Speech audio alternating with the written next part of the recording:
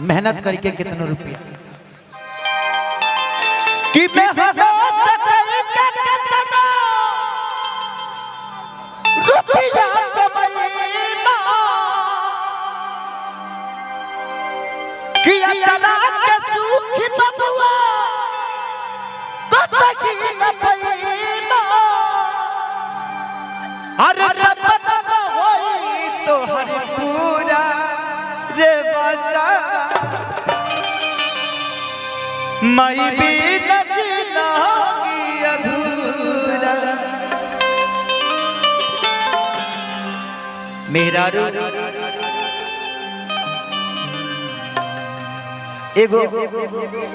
एगो माई बर्तन माज के 5 गो लड़का के पालन पोषण कर लेती है, लेकिन 5 लड़का से एगो माई के पालन पोषण नहीं होता। ये दुनिया हो गई आज के डेट में। तो दुनिया में उनके पास शक्तियां हैं, एगो सुंदर बीबी के चक्कर में हमने के एगो सुंदर माँ के खो देता नहीं जा। अरे बीबी तो बाद में अलबिया महतरिया पहले ही अलबिया ओकर सम्मान करी। चली बहुत सारा कलाकार भी बड़े जगिया कि तोरा अखियां के कजराया जा अरे झगड़ा करा दिल में माई मनी साजन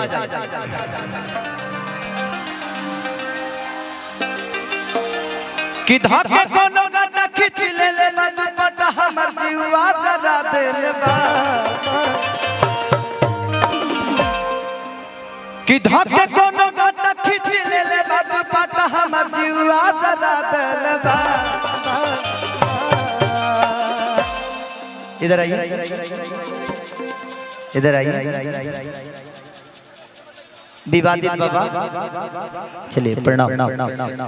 ये हमारे अखिलेश कश्यप ब्राह्मण कुल से हैं और इनका गाना आप लोगों ने पहला मैंने इनका गाना गाया था कि गोरी तोरी चुनरी झलकुआ झलकुआ जान मारे लहाई लखनऊआ। उसके बाद इनका था कि भतीजा तोर महियो जिंदाबाद तोरे मौसियो जिंदाबाद। फिर इनका आया कि 2 रुपया हो 2 रुपया। फिर इनका ही गाना लिखा हुआ कि मती मार के भातार के फौसवा न सजे बंगलिया। जय हो सब बाबा के पतरा में के गाना है। फिर इन्होंने अभी तत्कालीन लिख दिया कि तोरा अखियां के कजराया जा झगड़ा करा दिल बा। चलिए अन्नपूर्णा फिल्म से हैं और वो कंपनी भी बाबा की है। आप सबका आशीर्वाद और प्यार चाहिए। अखिलेश जी को एक ताली बजा के अपना आशीर्वाद और प्यार दे दीजिए। बैठिए, इधर आइए। एक और शख्स से मिलाता हूँ जो कि मेरे जीवन में बहुत बड़ा योगदान है उनका। पवन बाबा कम बैक तो ही हैं। इनका कुछ रामायण लिखा हुआ आप सबको सुना देता हूँ कि तनी जाए से पहले खाना उठ लाली से रोटी बोर के। चौपाई हो चौपाई यही लिखे थे कि ना ना ना ना ना ना ना ना ना ना ना ना कि नैहर के मिलल ह पलाई के पलंग पर चाय चाय। हां ई छंद के अंग हो। ये चौपाई इन्होंने लिखा था।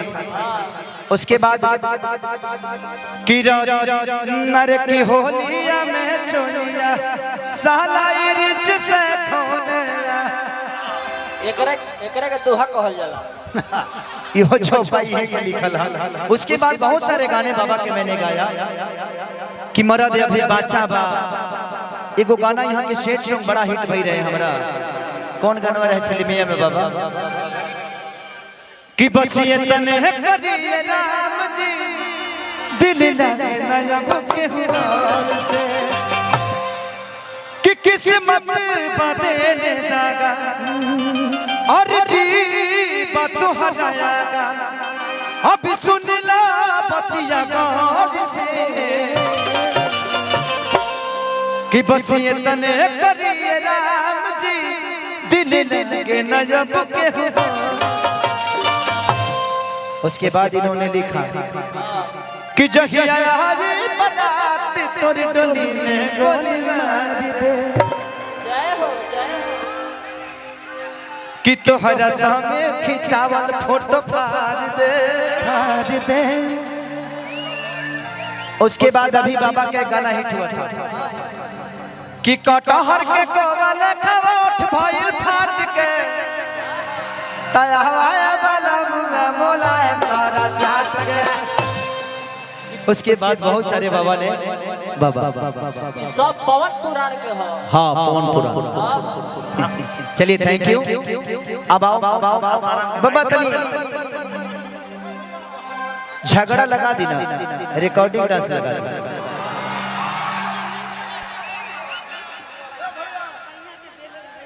सैया के बेलल रोटी खाई कि नहीं हरा में रहल टूटी आ ससुरवा में गोटलुए जा तलागे सैये के बेलल रोटी खाइलुए जा। बड़ी दुलार के बिया। और हमारे जख्मी जितेंद्र जी भी हैं, आपके बलिए बक्सर से ही हैं। इन्होंने गाना मेरा होली में बहुत तगड़ा लिखा था और इन्हीं का लिखा हुआ था गाना जो कि बाद में वो किसी और ने गा दिया। वो गाना था कि याद कर जहिया कुंवारी रहलू अपियबू से पहले हमार रहलू। ये जख्मी जी का ही लिखा गाना था, बाद में किसी और कलाकार ने किसी और राइटर के साथ गा दिया, लेकिन कोई बात नहीं। और बान्ही के पगड़ी स्टेरिंग के कगड़ी लटक है जनिए राजा जी। अब बान्ही के नासा में हुत हो के गड़िया रोड पर होंगी है जनिए राजा जी। Thank you. चलिए लगा दीजिए झगड़ा पूर्वा बिहार। बाद में हमारे लगे गाना कम हो तब न कर दूसरा के हमारे लगे 6,000 गाना बा लगा तिवारी बाबा झगड़ा लगा दी बाबा झगड़ा। अच्छा पहली बार झगड़ा पे लोग मजा ले रहे हैं, ये भी एक बात ही है ना कि गाना का नाम